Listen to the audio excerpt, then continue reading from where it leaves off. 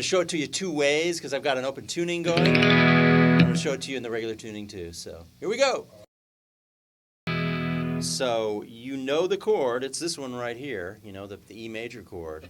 And so what you got to do is tune the A string up to a B. You tune the D string up to an E, and then you tune the G string up a half step to a G sharp, so you get an E chord open like this. And the great thing about that is that you can then just go and sound like these amazing chords just playing across one fret. So I looked at a video and I saw a slide on the second finger. So I usually use my slide on the third finger, but for this it works brilliantly on the second finger because it stays out of the way. I was actually shocked at how the slide completely stays out of the way if you put it on your second finger. And so what I'm doing is you strike the low E note. No, you don't do that. The first thing you do is kind of anchor your hand with the little finger on the 5th fret, 5th string, and then the index finger below it, just kind of at on the 3rd fret. And the first thing you play is this hammer-on between these two fingers. So once again, your index finger's on the 3rd fret, 5th string, and you hammer on up a whole step and use your little finger. I suppose you could use your 3rd finger, but then the slide has a tendency to drop down and kind of get in the way, so I'm using the little finger. So check this out. Play that, and then strike the low E string. And then you're going to play a series of notes, but between each note, you're going to strike the low E string again. So let me show you the actual simplified version of the phrase you're going to play. It's simply... But you're going to insert the low E note in between each note and go...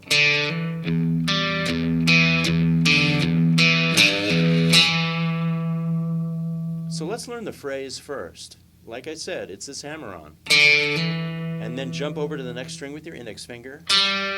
Jump back down, jump back up, and then play this little bluesy turn right here, which is... And what that last phrase is, index finger pulling off on the low E string, down to the open E, and then you play the E that's above it.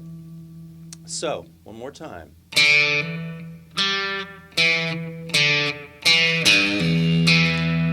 And once you kind of have that burned in,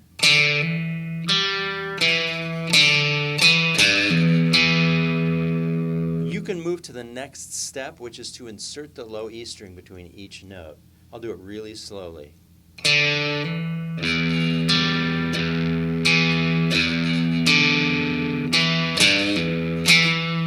So it's like the first 4 notes. After each of those,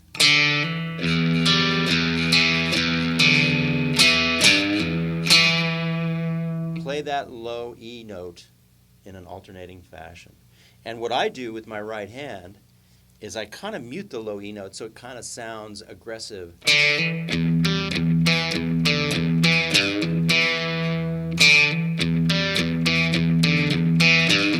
And as you can see, it's alternate picking, so down.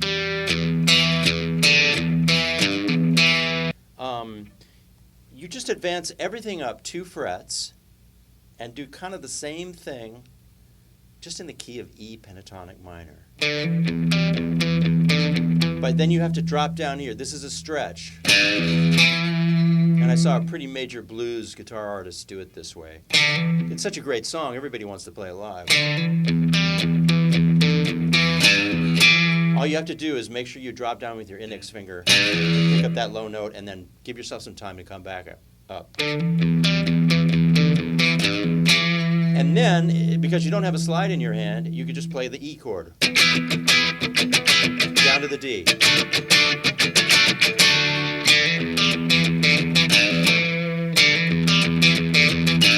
And then slam out a G chord. Slam out an A chord.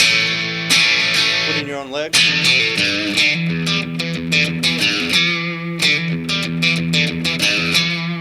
And then another way to play, which I always did, and I realized nobody else was doing, I kind of a long time ago, I started playing it down here.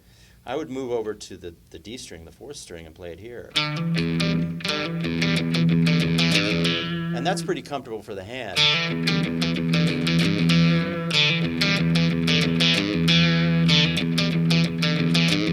can use the little finger up there if you want instead.